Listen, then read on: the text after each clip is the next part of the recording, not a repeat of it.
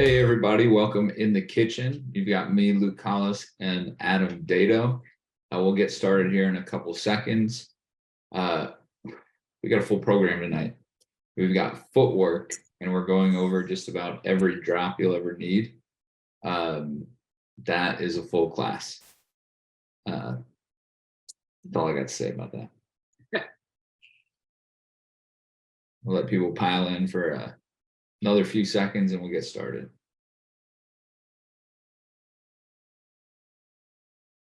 Adam, where do we get some 3D QB gear?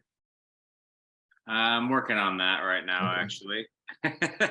We've got some Legends has been a good little resource for us lately. They did us right during the draft process, and we're talking about doing some stuff. So pretty excited about it. All right, we'll stay tuned.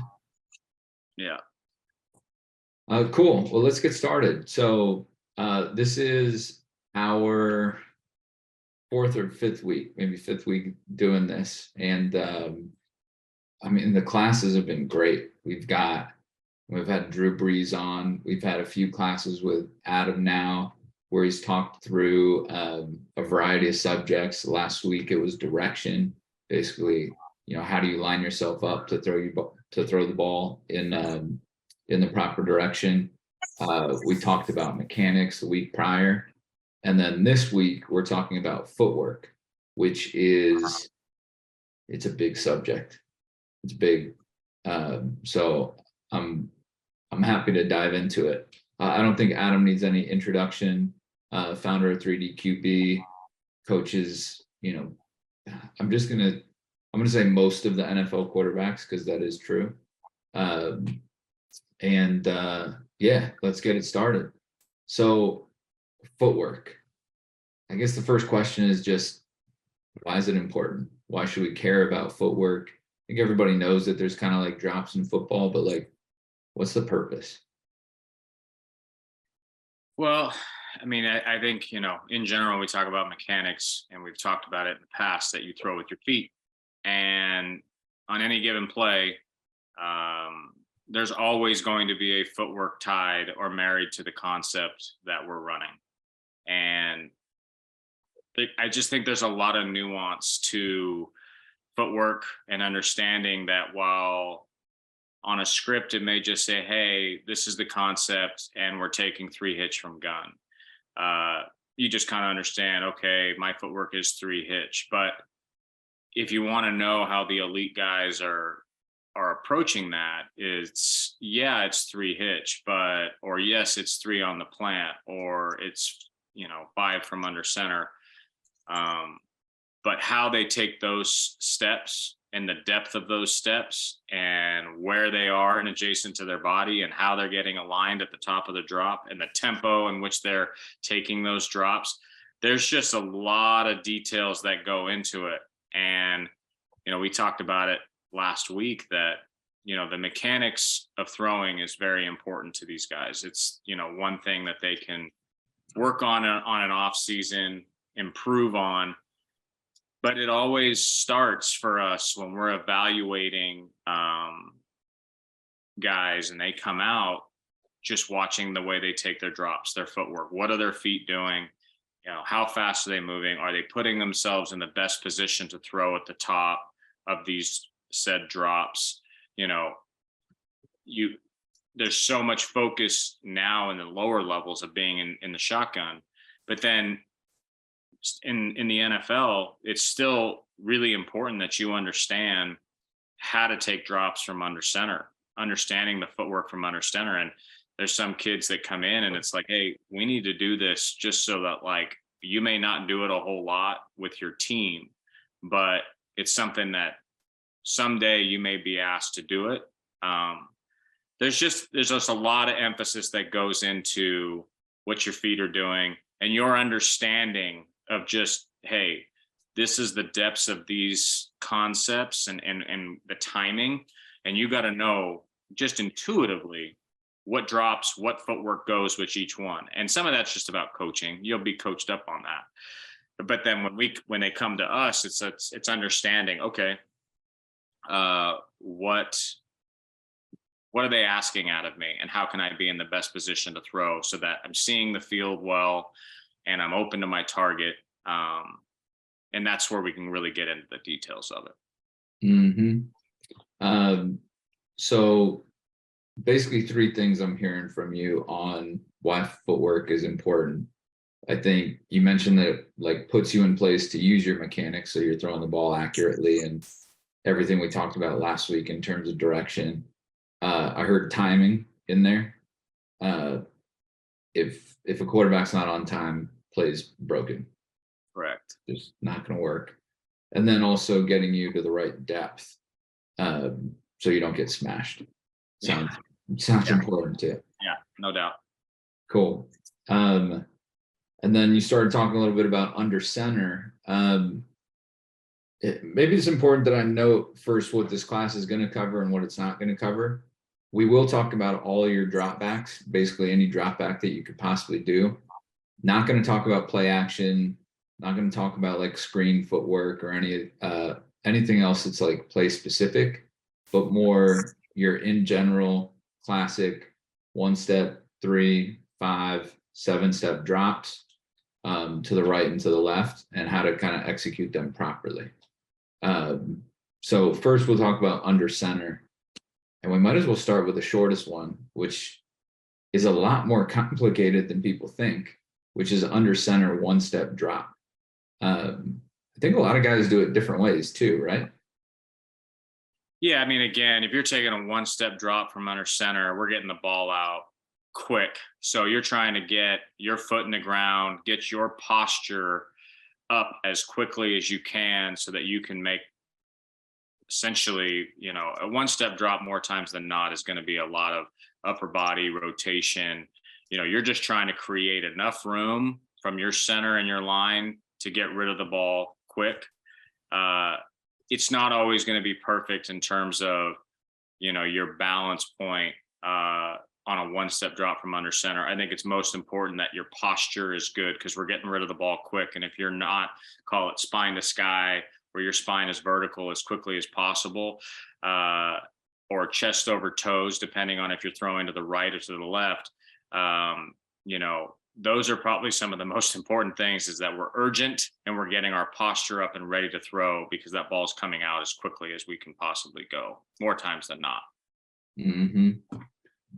Cool. Yeah. I mean, I totally agree. So first of all, you're just trying to create enough room to get rid of the ball, and then getting your body in a position to throw, which I think we've talked about previously, and kind of getting into posture. What are your actually, let's use the example of a right-handed quarterback throwing to their left. For most of the guys that you work with, would they pop out with the right foot first and then step and throw with the left? Or is that? Yeah, I mean, the goal when you're under center, your first step is always going to be the same. You're not trying to have different, especially from under, well, just in general, really. You kind of want, just so for sure there's no tells, that your first step is always the same.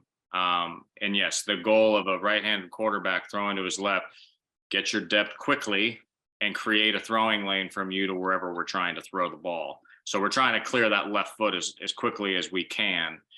So even if we're stepping back with the right with the first heavy step, that left foot is coming back as quickly as you can, so you're not blocked off to the left. Mm-hmm. If we're throwing to the right, you may not even be able to get swung all the way around as quickly as can. That's why I say posture and rotation becomes so important on those throws, where we're relying more on just torque, because again, we're trying to get rid of the ball as quickly as we can. So, as efficiently as we can, enough depth to make the throw, but it's going to be more of an upper body throw. These aren't long throws. It's more about how fast can I get it out. And under center, a little easier to get the grip of the football versus in the gun. But some of those, you see guys fumbling with the ball when they're trying to moving their feet as the snap's coming to get rid of the ball as quickly as they can. Under center, you get that firm exchange with the center. It's a little bit easier to feel that grip, but you're dealing with more chaos and bodies around you pretty quickly. Yeah, for sure. And yeah, like how fast can you get your feet to go so that you can deliver the ball properly, I think is like a a great key that you just mentioned. You know, I've had one coach in particular who was just like all about getting rid of the ball, Yeah. and the timing on those throws, it's one of the easiest to mess up because things are happening so quickly on, like, if you're just throwing a wide receiver bubble or something, Yeah. that you're just trying to deliver the ball as accurately or as quickly and as accurately as possible so they can catch it in stride. Those are really underrated throws. And when I see some of those NFL guys make those throws, like Rodgers, Mahomes, um, how quickly they're able to get rid of it. Like, they understand the concept that I just need to get rid of the football. Um, it's a beautiful thing to watch. Yeah, and I mean, honestly, the way sometimes it basically becomes a branch of the run game. You know, if they can get the ball to the outside as quickly as they can. You watch Tom Brady, it's very clear in Tampa Bay at times they're committed to, hey, 7 or 8 of these throws today, we're just getting the ball out and starting our run game from the outside. And yeah, it can be a weapon, absolutely. And I've been really paying attention to that this year. Is kind of getting a feel for what are the times, and it's been more in the gun than under center, where essentially, you know, control what I can control in terms of timing. So when I'm timing a quarterback, the snap comes from the center. As soon as the ball touches his hands, I start the clock, and then I stop the clock when it touches the receiver's hands. So they catch the snap, and then as quickly as they can move the feet, get rid of the ball, deliver an accurate throw with enough velocity. I've been timing it. And when you're throwing, say, a right-handed quarterback to the left, it's going to be a little bit faster. The elite guys are getting it from fingertips, catching the snap, to the receiver catching it in like 1 point. I've seen it, I mean, crazy fast. And again, it's more just in practice, but like 1.12 seconds to like 1.2 seconds. When you're throwing to the other side, to your right side, it's like in the 1.3s, 1.4s, 1.5s is like, you know, a time that we're shooting for. But it just kind of gives you this like internal clock of when you know, we're timing it, and then guys try to beat their time. And you do that enough and you realize like you can get better at it. Like, yes, a lot of it is about getting the grip, and you're not always going to have the laces, but you get yourself on the clock, and then you start like understanding urgency, and you're kind of like, you know, you have the clock on you. It's not, oh, it has to feel a certain way, I got to be comfortable. No. The goal is to get it out quick. And guys have fun with the idea. They're competing, like, how fast can I get it there? And you do it enough times, they get better at it. And again, that can become a branch of the run game and just general branch of the offense.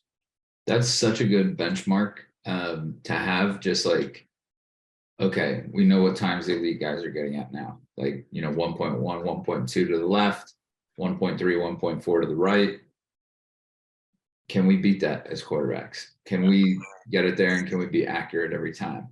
Well, and it even goes, because sometimes they will ask, hey, what do you think is the most efficient way in terms of what your feet are doing? Like, do you move your feet? Do you not move your feet at all? Do you just catch and get rid of it? And I'm saying, well, I think everybody's a little bit different. I think sometimes that's when you got to throw some stuff on the wall. And I rep it with different guys. I say, hey, we're going to try 3 different methods. And then we're going to figure out the aggregate of like, all right, which one can I deliver the fastest ball? Which one's the most accurate and comfortable? And we're going to figure out what's right for you. And some guys like realize that they can do things they didn't think they could just by trying it. And be like, hey, that one feels the best to me. And then other times it's like, hey, you pretty much can do either one. Your times are the same. And then it kind of goes, that one felt slower. It's like, yeah, but it's not, because you're able to generate more on the ball. So therefore the ball is getting there on time or in the same time frame. So then it kind of gives them a little bit more of a, you know, a confidence that, hey, I can do either one, whatever's feeling right. The timing is not going to be other times it's like, oh yeah, that's way too slow. I can't do it that way. As much as it feels right to me, my timing stink. I gotta do this. I gotta move my feet. I can't just be stagnant. And other guys, I just think it's case specific. And I think that's where a good coach will just be like, it's not, it has to be done this way. If you got a quarterback who can do it a different way and it's more efficient, then do it that way. It doesn't matter. You know what I'm saying? Yeah.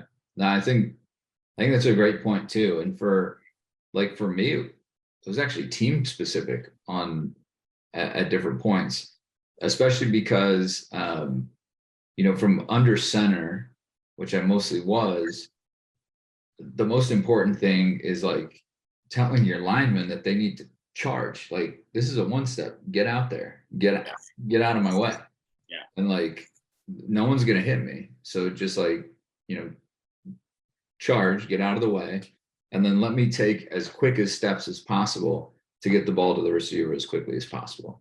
Yeah. And sometimes, I had linemen that could do that. Sometimes I had slow lumbering linemen who couldn't do that, and you had to take a little bit bigger steps. Yeah. No, and it's a good point you bring up about the line. And in some case, if they're just getting out, that's one thing. But I've heard feedback even in the NFL when they, an offensive line is struggling, or guys are banged up. You've got some young guys. Sometimes it's important to make them aware, hey, this is not a play that you have to, I don't need you to give me 3 seconds. I need you to give me 1.5 seconds. So be all in for 1.5 seconds, and then you're done. The ball's already out. And just giving them that mindset that like, no, we're not pass pro. Like, you got to give me 3+ seconds on this. Just be all in for 1.5 seconds or 2 seconds, because that's all. This is a 3-plant throw. That ball's getting out. And then they can put in their brain like, okay, urgency to position. I can't afford to be lazy early in the play, or I need to be, because my job's going to be done quicker versus, hey, we're taking a deep play action. I need time. We're working, a deeper concept. Then they know I got to hold that block longer, so here and there, you can kind of share that information if guys aren't already aware, like, hey, yeah, it really matters. All I need is this 1.5 seconds. This ball's coming out. Yeah. All right. We're moving on to 3-step, because we could talk all day about 1 steps. And we could talk all day about 3 steps. We're still under center. 3-step under center. Obviously, timing still super important, and usually it's pretty quick. 3rd step, ball's got to come out. Yeah. What are the keys for that drop? I think that first step is going to be paramount in getting your depth, because the last two, man, you want to make sure your feet are somewhat underneath you. Again, you got to create space to make these throws, to be able to see, over linemen or around linemen. That first step is going to be pretty important in terms of urgency and depth. If it's not a big enough step and all of a sudden you're crossing over, and then that 3rd step is we're still gaining depth, we're not going to be in a great position to throw. That's reality. That can happen. Posture becomes important. If all of a sudden we find ourselves throwing off our front leg, our spine better be up. If my front shoulder's down, or I'm leaning too far forward, especially on anything out breaking, now I'm throwing downhill to guys running directly away from me. It's not the worst thing if we're throwing like a slant or a 5-yard under, or maybe even a flat route, to a tight end or something. But yeah, in general, that first step is going to be huge. To the throwing to the right, we can get a ton of depth. The game's in front of us. Throwing to the left, we kind of need to create a little bit of direction so that we're open. So that first step may be slightly off center, so that our chests and our hips are open to the target to the left. It's a little bit easier to the right side. Game's in front of us. But yeah, to the left, it's a little bit more nuanced in terms of, for a right-handed quarterback, we might be stepping a little bit to the right with that first step, then crossing over to kind of get ourselves open to anything, especially out breaking. We've seen some guys, they might just back straight out from under center, 3-step, especially if they know they're working to the left side, just to make sure they're open, that they're not fighting themselves. But yeah, the first step is going to be huge in terms of depth. The next two, achieve direction and get yourself into a good position to throw. Guys use this drop. I think it was used more before. It's still used here and there.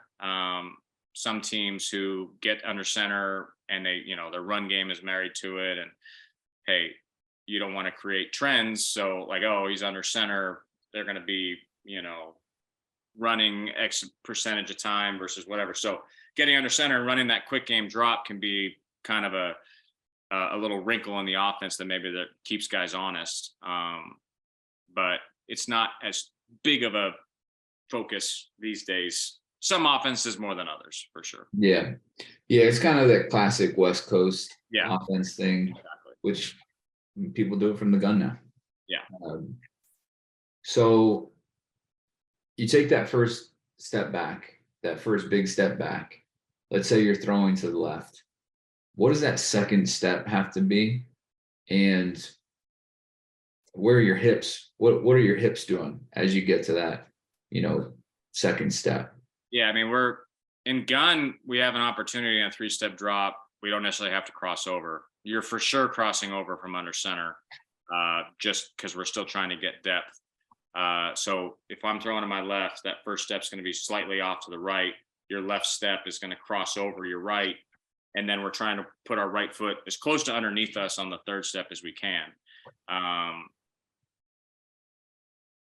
But in general, again, I like to teach in like big terms, in terms of like, we're trying to keep our hips open or keep our chest open to the target, something that they can really get a feel for.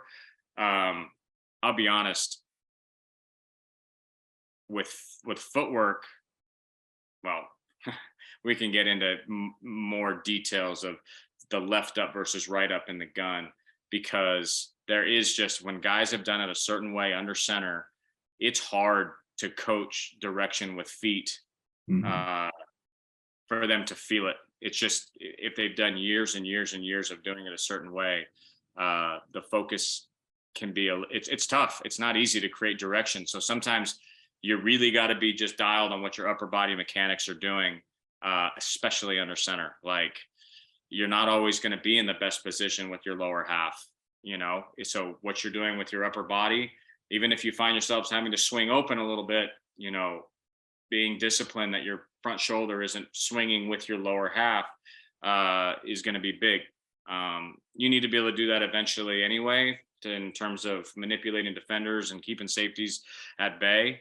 But yeah, under center, with the urgency of getting back, the fact that more times than not, things are happening quick, upper body mechanics become super important.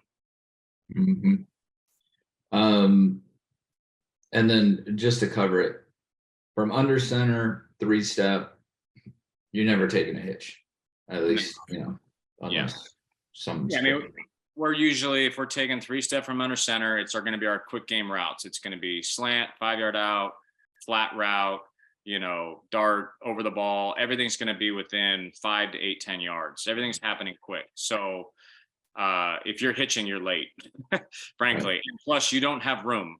You're only getting, you'd love to say you're getting 4 yards, but sometimes that's not even realistic. So if you're hitching into your guard, most likely, or up into your tackle. So no, it's putting that right foot in the ground at the top of your drop, and that ball's coming out.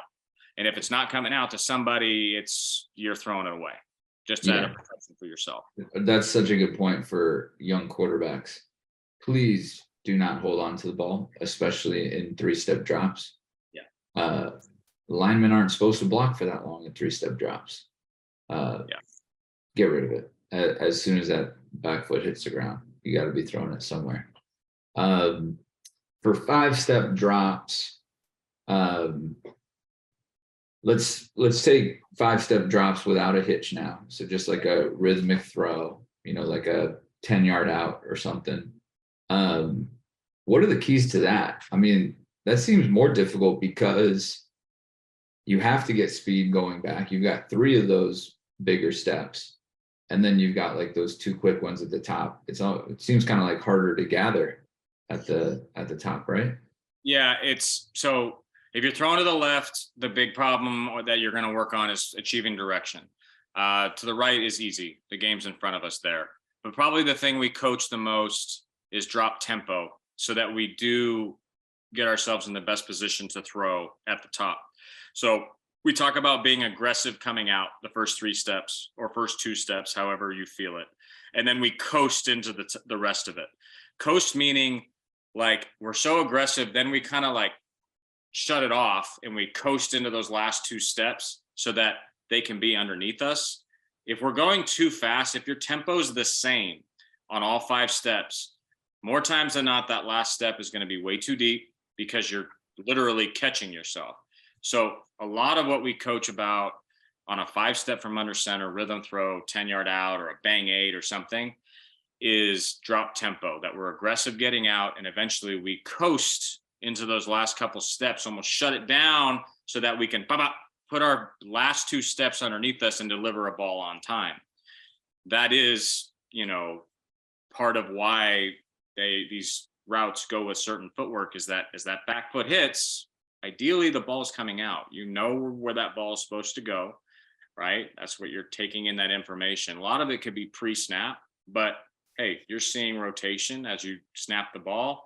But when that back foot hits, that ball needs to come out. And some coaches, especially on this, I mean, it goes without saying that like, yeah, that decision needs to be made pretty quick. And if you're off of number 1, you're quickly getting to number 2 because you don't have time to sit and hold on it unless you know you're throwing that. So, yeah, in general, drop tempo. When we're throwing to the left, again, there's always going to be a focus on direction, making sure that, some people call it a dovetail at the top.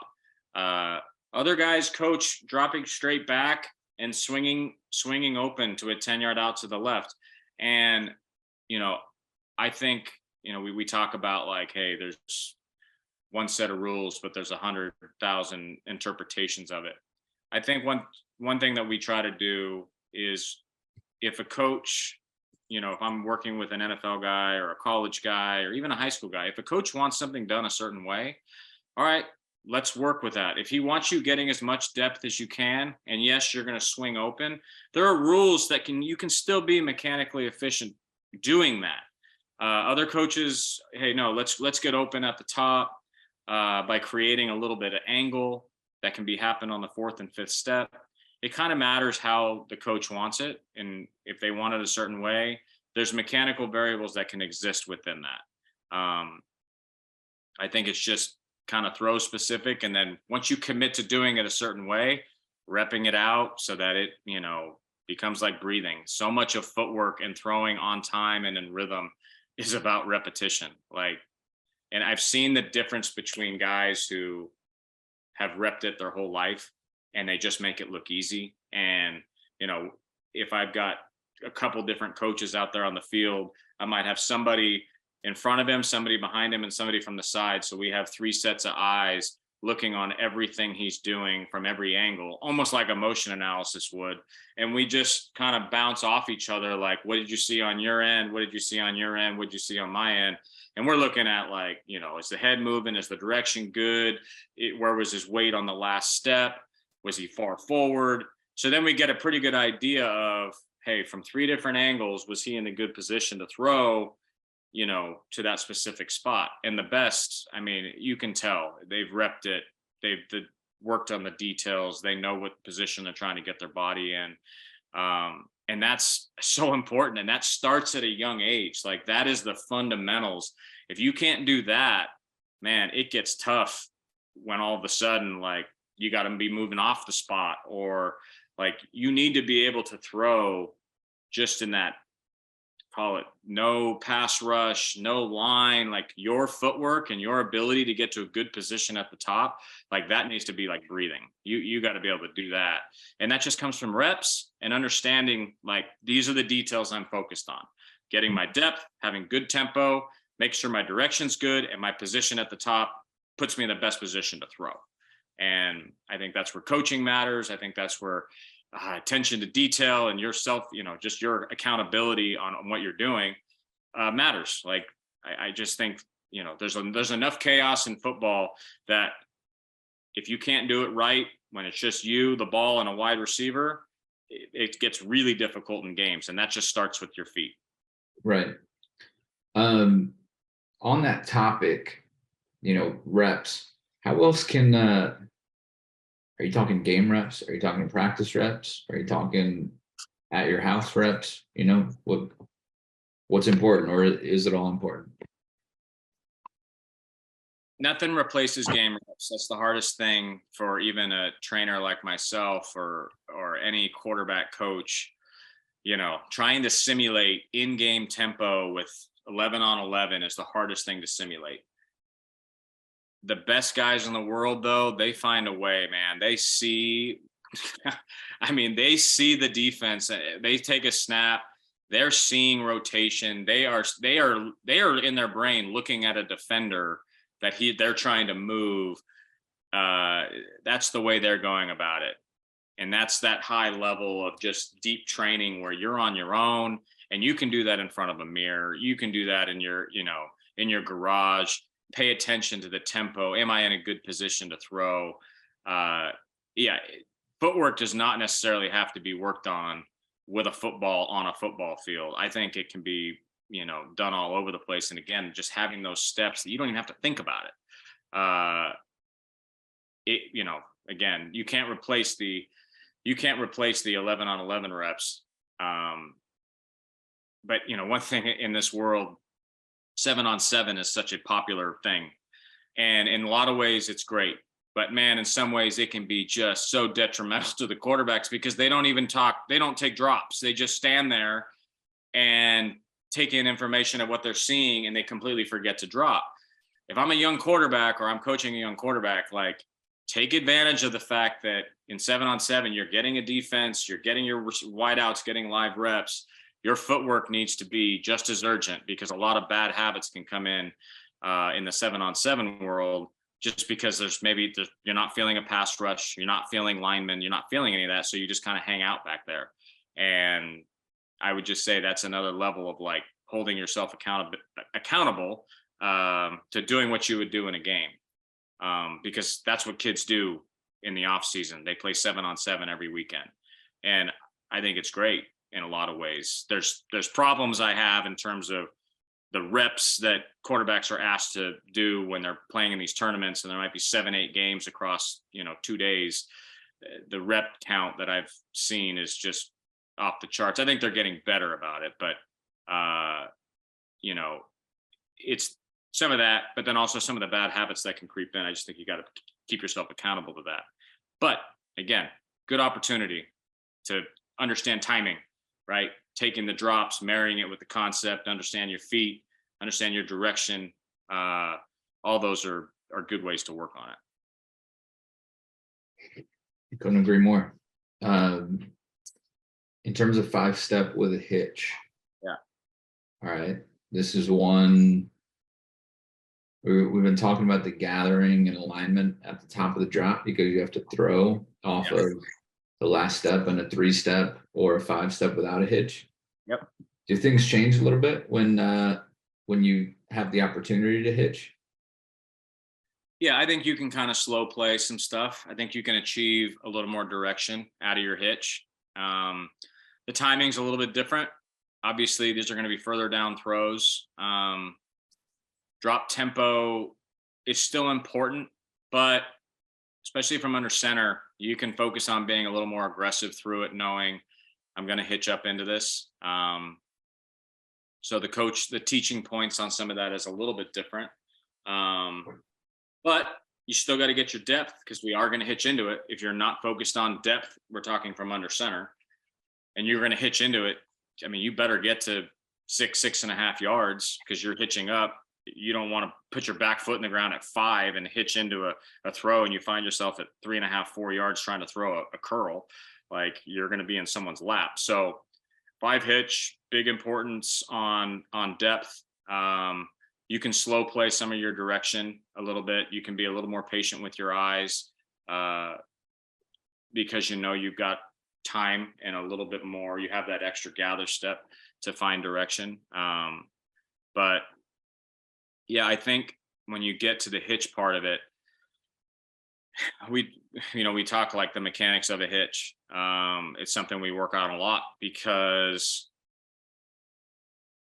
obviously there's a direction component. We talked about that last week.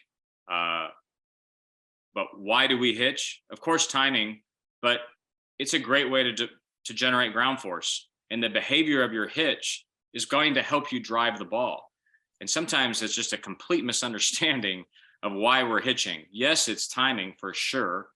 But for young quarterbacks, that hitch gives us an opportunity to put more velocity on the ball. I tell a lot of young quarterbacks, like, in our youth program, if you have an opportunity to hitch, create footwork that allows you to hitch into throws, because you need that engagement of your lower half. You need that ground force, that weight shift. And off of a hitch is a much more efficient way for young quarterbacks to drive the ball, especially down the field. So the mechanics of the hitch is super important.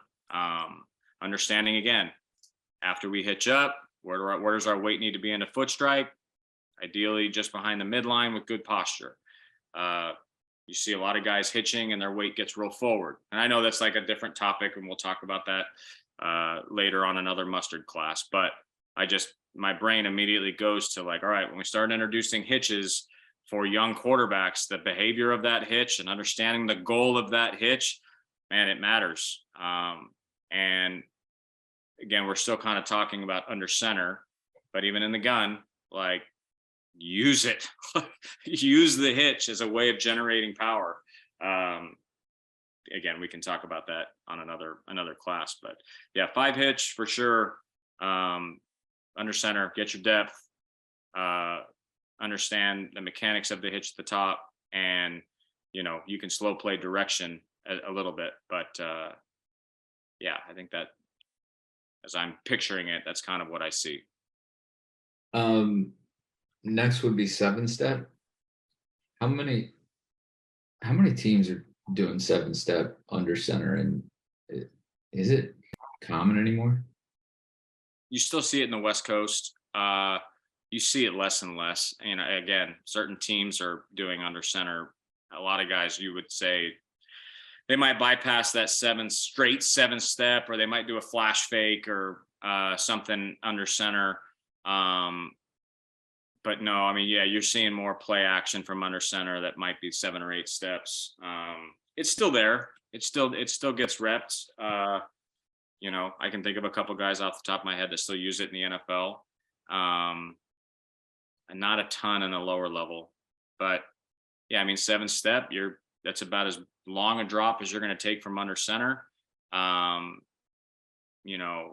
think I put a clip of one of our guys taking a 7-step drop from under center, and just the focus on keeping your head still throughout the drop, because the tendency is to bounce a lot. And if your head's bouncing, so are all your targets. So, one thing we talk about is having the right amount of knee flexion so that our upper body can stay as stable. We talk about, almost like a duck in water, that when you see a duck coming across water, all you see is them gliding, but underneath it, their feet are firing, right? But up top, you don't see any of the action from underneath. Their head is stable, their upper body is neutral, their posture is good. And here's a good example of a guy who, you just see his upper body, it stays very neutral throughout the drop. Very little head movement. Everything is very smooth. He's just, like I said, a duck in water. There's a lot going on underneath, but up top, it's just smooth throughout the drop. Yeah, I think he takes 7 here, and you can get, he's starting right there on that yard line, which is from under center, and he's getting 8.5, 9 yards at the top of that drop. Now, if there was a center behind him, that would probably, or if he was taking a snap from an actual center, he's probably getting to 9.5 yards there. But yeah, it's a gorgeous drop. Urgency. Very rarely will you have a 7-step timing.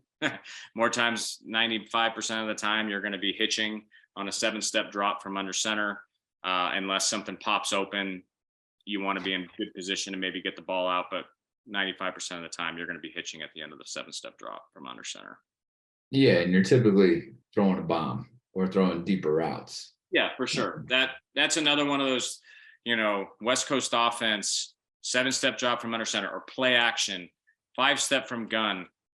They want, when that right foot hits the ground at the top of the drop, they coach it on, if we're getting to number 1 or number 2, it's on 1 hitch. So you got to know by the time that right foot hits the ground and we start going forward, that ball needs to be out. Your decision needs to be made. And if you are coming off of number 1 and 2, okay, we're finding 3 or the check down pretty quickly. Certain offenses are that way.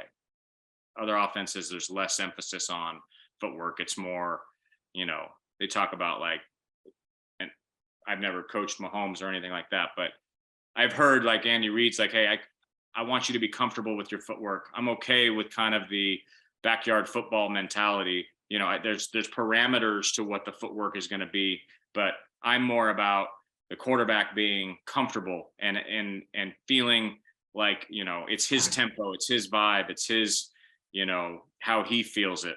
So it may not be coached the same for everybody. And I see that in certain places. Other systems, it is this footwork, it's this many hitches, and we do not deviate from that because the offense is built for that. Right. It can be coach specific. Neither are wrong or right necessarily. I personally think that certain quarterbacks need very strict footwork, and like this is what it is. Other guys who have a good feel for tempo and the concepts, and they can freelance a little bit better. You wouldn't want to put a box around them. You kind of want them, as they say sometimes, let them paint, let them be artistic, let them feel what they're doing. Don't put them in a box of like, well, it has to be this with their footwork, because then all of a sudden they start counting steps and they start thinking too much about what their feet are doing. Other guys, it's like, hey, no, I just give me the steps, let me get to the top of the drop, and then I'll be fine. But they don't have a feel. And I think again that comes from reps and playing a lot of football, playing a lot of 11 on, playing a lot of 7 on, and just having a feel. And it also helps, again, if you've been in the same offense for a lot of years and you understand the offense and you understand the nuance of it all, like your footwork can change. It can be like, I kind of feel this better on 3, a big 3, or, hey, they coach it to be quick 5, but like, man, I kind of like being a little more bouncy and taking a tempo 3 drop. And I think that's kind of up to the coach and quarterback collaboration on where to go with that. That's my opinion on it anyway. Do you feel that way for like pro guys and high school Pop Warner guys, or is that more like, for, NFL guys? A lot. I think it's probably, yeah. I think that's going to be more of your NFL, college, and some elite high school.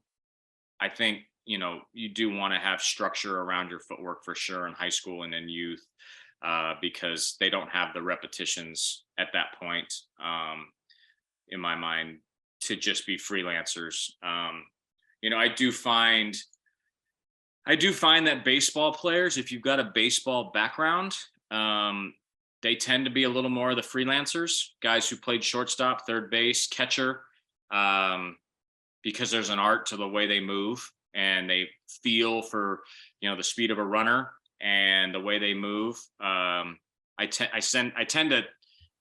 think that they understand that a little bit, plus all their football reps. I'm not saying it just comes natural, but like I found with baseball players, especially that have played the infield, that they have really good rhythm with their lower half, because there's a mechanic to footwork when you're throwing across the diamond or moving your feet to turn a double play. For catchers, boom, pop time, catch it. How fast can I stand up and get rid of the ball? I mean, that's what coaches, that's what a catcher does, is like work on his pop time. And that of course starts for him the second that ball hits the mitt, to the time that ball's hitting the second baseman or the shortstop's mitt across the diamond. All these things in the baseball world transition. That's why I always tell quarterbacks, hey, play baseball. It's gonna, you want to build reps of just becoming a better thrower. You can throw a hell of a lot more baseballs in a given day or given week than you can a football. And you're less dependent on, receivers and different things like that. Go play baseball. You're going to collect thousands and thousands of reps at a young age. Yeah, that's a good point. Um, Shotgun. And luckily for shotgun, we probably only really need to talk about a 1-step and 3-step, right? Well, I mean, 5 from gun. On your deeper stuff, that's going to be the same timing as the 7-step from under. Mhm. That gets used a ton. So yeah, the 1-step drop from gun is going to be for quick game. That would be the same timing as a 3-step from under center. Those are going to be your shorter routes. Slant, 5-yard out, maybe a fade, something like that, depending on the guy. Flats, but yeah, same rules apply. It's a little easier in the gun, honestly. You're less worried about depth. I think you're way more in control of where your feet are and adjacent to your body, making sure you have good load. Timing is always going to be a main component of what your feet are doing. But in terms of creating direction, having your feet underneath you, being in a good position to throw, the gun offers a lot easier transition for that. The only thing is catching the snap and getting grip in quick game. Those are going to be the challenges in 1-step drop.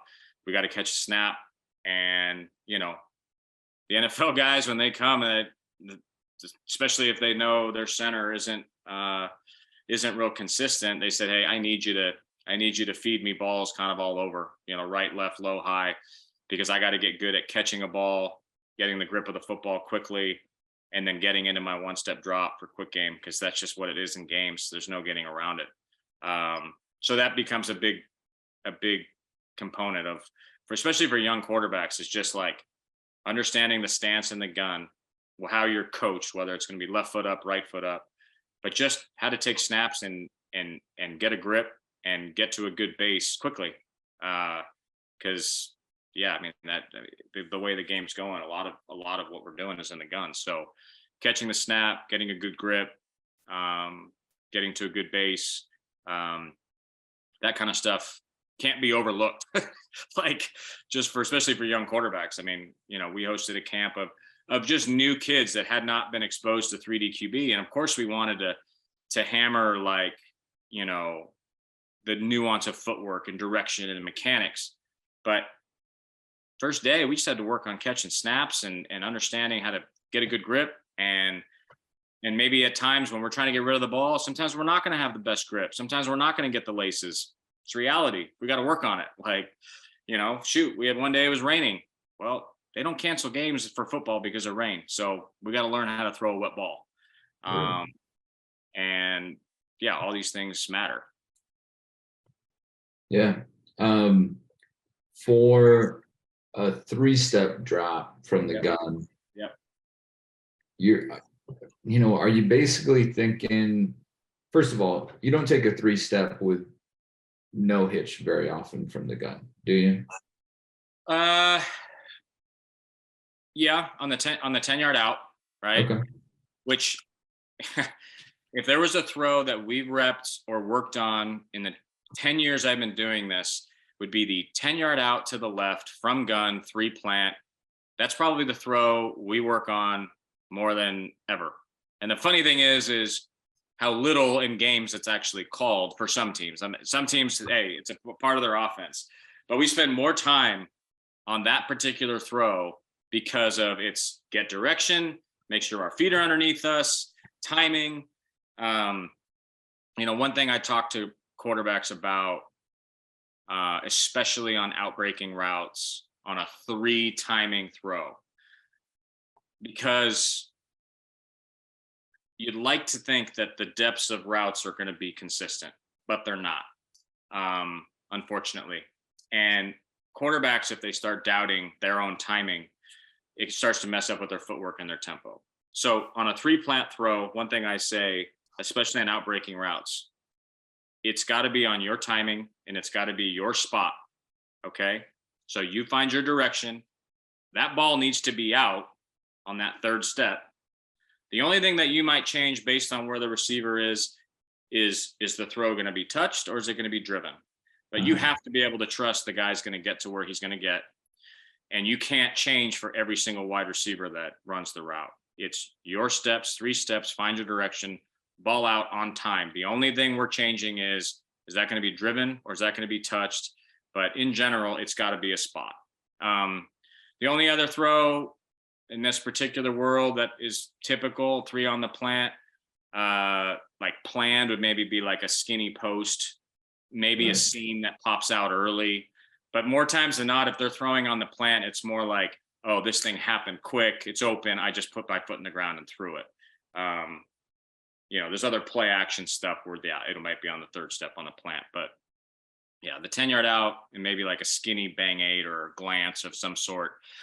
Those are or inside slant. Those might be ones that are going to be in rhythm from a 3-step from gun. And again, very important direction. Make sure that last step is underneath you. Make sure your posture's up. All things that we're going to be looking at on a 3-plant throw from gun. Are there any differences in keys between your 5-step with a hitch from under center and your 3-step with a hitch from gun?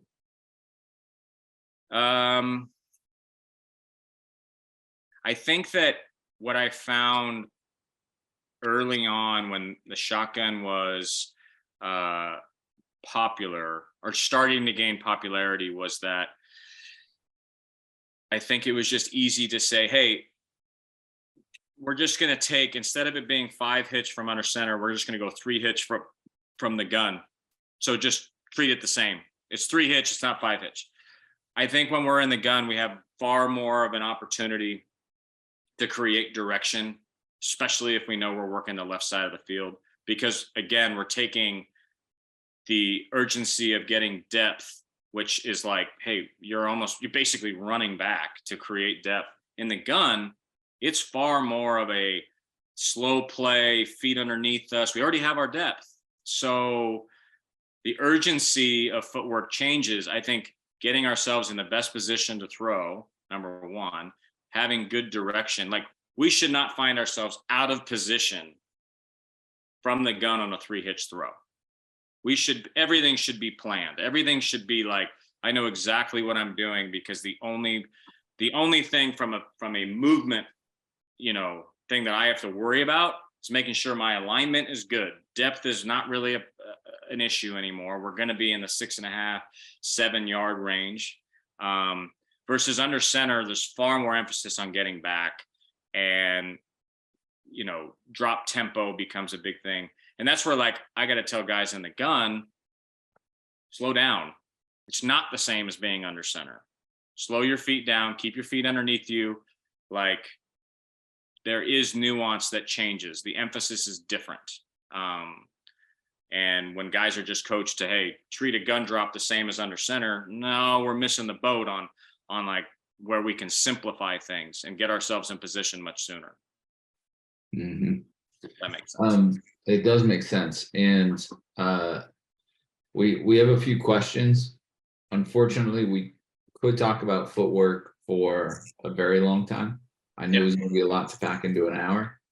But let's answer these questions, and a few of them I might be able to get to on Discord too. That might be a more appropriate place for them, but we'll get there. So your stance under center, let's say for a right-handed quarterback, what are you seeing these days? Are guys mostly left foot back, or yeah. And then, again, I think some of it is comfortable for certain guys. I mean, hey, if you're left foot back, some coaches are going to hammer you on a false step. Some of them just want you pivoting and driving off that left leg and getting your right foot going as fast as you can.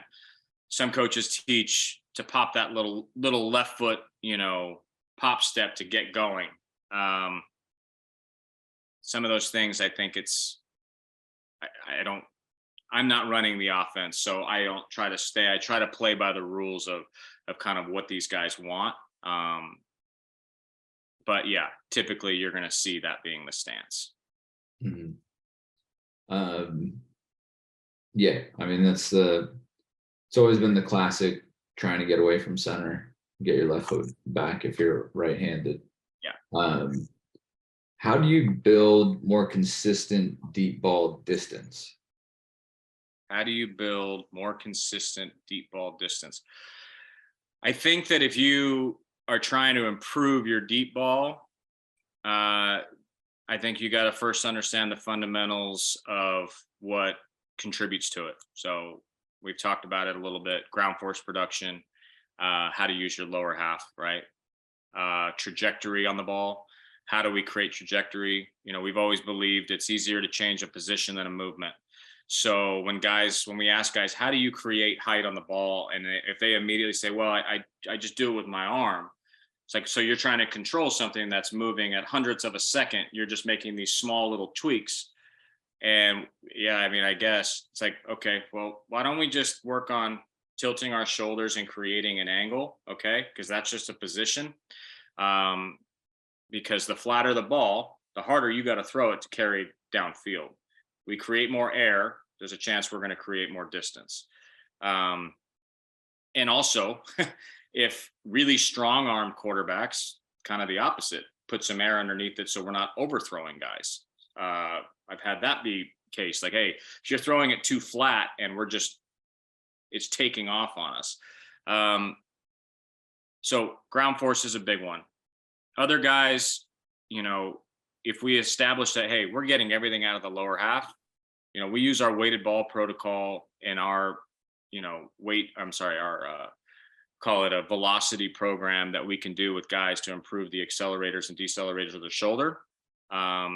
It can be rotation, how to create better torque, how to use your hips more. I think there's a lot of factors that go into how to push the ball down the field. I mean, that just equates right to a velocity and, hey, how can I get their arm stronger? And I'm sure that's something we're going to cover at length, but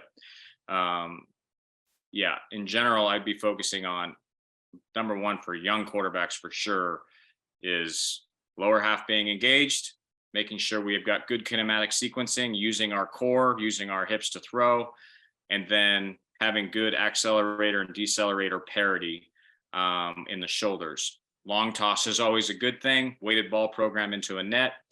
But then sometimes, honestly, like, again, you got to rep it. It's something that, like, you want to get good at throwing deep balls. It's a hard thing to get the live routes, right? Because receivers don't want to run 20 long balls every day. So you're lucky if you can get them to run a couple for you. But in general, I think for a quarterback, it's something that you've got to rep. You got to, and we don't spend enough time on it because it may take a lot out of a receiver's legs, or we think, the volume might be, or the intensity of it might be too much. But, long toss when you play catch is always a good thing to try to do.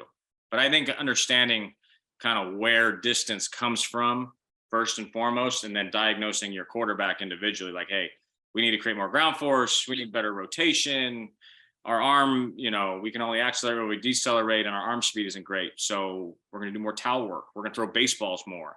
We're going to play long toss with a baseball to kind of lengthen the arm a little bit. There's different ways you can do it. Mm-hmm. And then there's a few more questions that I'll go ahead and answer in Discord. If you're not already in our Discord, please join. I answer questions in there all the time. That's under the QB questions channel. So I'll get in there right after this call and answer some of those, which is like, what wide receiver routes match the proper drops and stuff like that. I'm happy to answer all that type of stuff.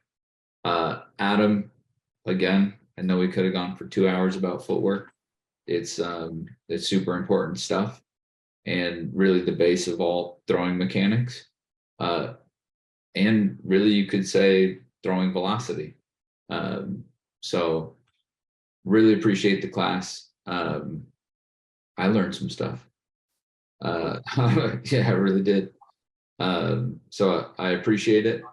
And we'll be back soon with other classes. Yeah, this I think we got an 11-week clinic going. Continues on next week.